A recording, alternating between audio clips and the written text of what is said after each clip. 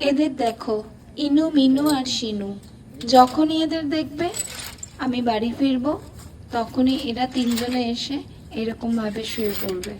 আর এরকমভাবে শুয়ে পড়ার পেছনে ওদের আবদার আছে।